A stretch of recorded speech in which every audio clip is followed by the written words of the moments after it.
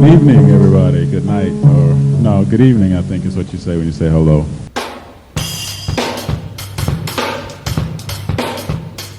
Talking Dirty with Maestro. Not just numbers, not just stats. it's about what they mean. I'm going to send to you the information. Talking Dirty. Hello and welcome to Talking Dirty with your boy.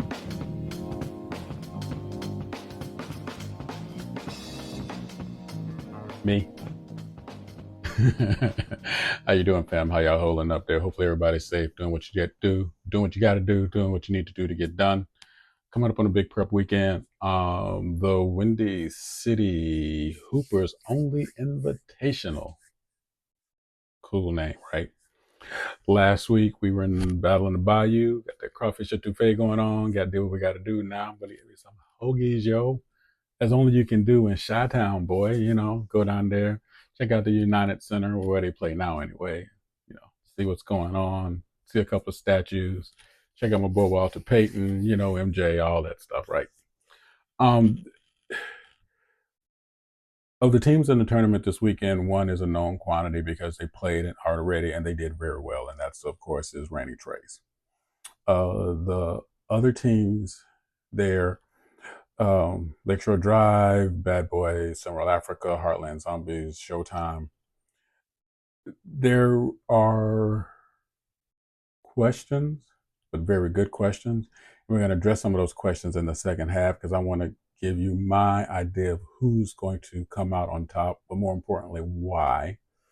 All the teams are pretty much stacked evenly athleticism-wise. The only difference being two teams have one big, the rest of the teams have two bigs, legit bigs. They all have very athletic mid-bigs. And then their guard play is going to be stellar because everybody can shoot. Now, there are some teams that probably have more questions than others at this start. And who's to say, right? Why? You know, there's always high expectation. The trades have already answered some of their questions. So it's going to be, how are we looking at Bad Boys? How are we looking at Showtime? Specifically, Lakeshore Drive has always been kind of a roller coaster for a lot of people, even though they've done really well. And then, of course, you know, there's a thought of that SimWorld Africa is on a turnaround because of the talent that they're boasting this year. I really want to see how these coaches have taken these teams in these previous few weeks, how they put their squads together, how they're organizing their base principles, how these teams are going to tag, how they're going to go about playing their game, because that's going to tell us a lot about who is really planning for, I'm going to say, the duration of how this season's going to play out. I love this format. I love that SimWorld has done this in terms of giving us all these games on the weekends, giving the athletes an opportunity to develop, play, and be in live ball action for multiple games, so you can really see where they're going. Also something to shoot for. Hopefully we can see more of that as we press forward, because as the season presses on, obviously teams are going to start playing more and more, if not back to back, every other week or that kind of thing, depending on how the scheduling plays out. So keep your eyes open for that. And it's also going to talk about something else too. It's not just the physical conditioning that these teams are looking at, but also the mental conditioning, because that's where it all starts.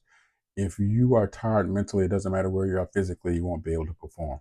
If you're tired physically, but you're not tired mentally, you can find a way to think your way through it. That's what's more important. Your most important weapon, the best thing that you have going for you is the mind. And that's something we get a chance to see going on with these tournaments throughout each weekend.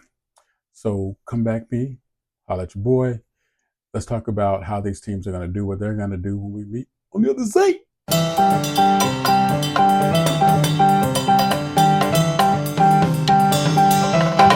Thank you for listening to the Maestro.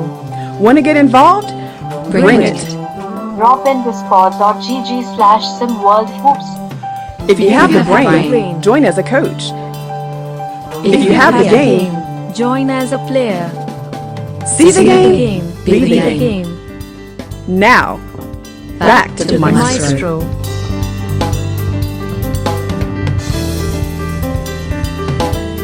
Sorry, we'll be right back.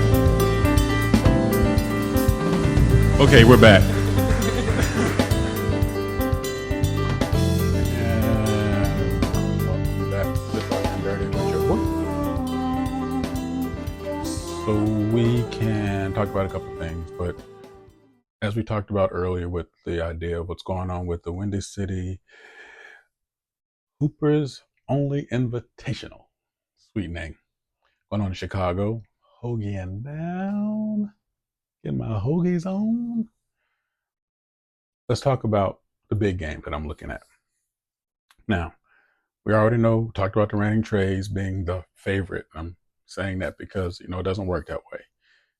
They're only rocking one big, and that's Brandon Crawford, who is more than enough, right? He's more than enough of a difference maker for them. But he's going to be going against teams that some of them are going to have two now. Lakeshore Drive, they only have one big, and that's Tyreek Watt. They're also like the Trays, are very athletic. They move a lot.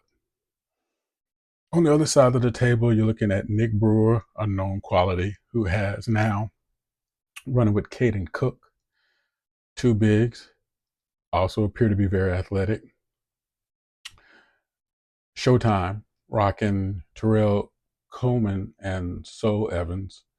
Again, two bigs, very athletic, definitely know what they're doing, definitely know what's going on. Africa has Hussein Al-Noor and Idris Najam. Rinse and repeat, two athletic bigs.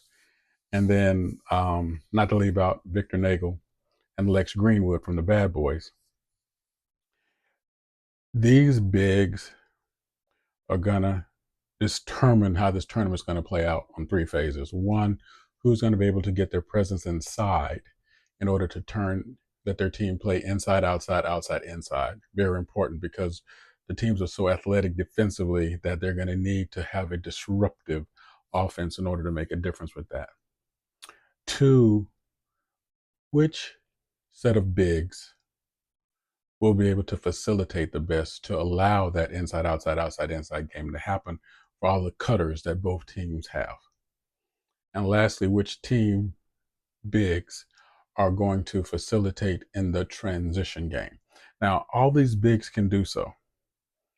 And looking at that, the known quantities of Crawford and Brewer and Coleman and Nagel and Al-Noor, we'll see what the other bigs are going to do, because that's, in my opinion, where I feel the other parts of the game are going to either make or break what's going to happen for these other teams.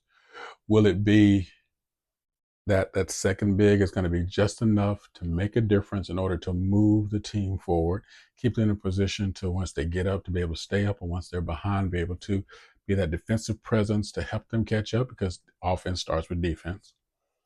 Or will it be the case where one team is going to figure out a secret pathway, whether it's flipping their offense upside down, bigs out wide, smalls down in, or vice versa, in order to upset what the defense is trying to do, to see if they can maximize the athletic presence depending on what the other team is playing, whether it's man or zone. I cannot wait to see how this is going to play out across the table. It's going to be so much fun. And everybody else, you can talk about what you want to talk about, and that's cool, because I know you got to holler at your boy. I want to know what's going down. I want to know what you're thinking about it. Just know that my money is going to be on the bigs. And if you don't think so, you know what's up.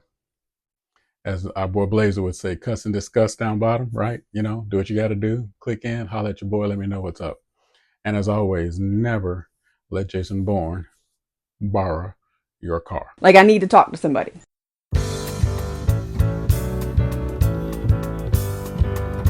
Thank you for listening to Maestro.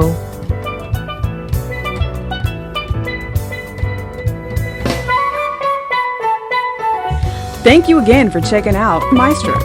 Drop a tag below and give us a piece of your mind. See you next time.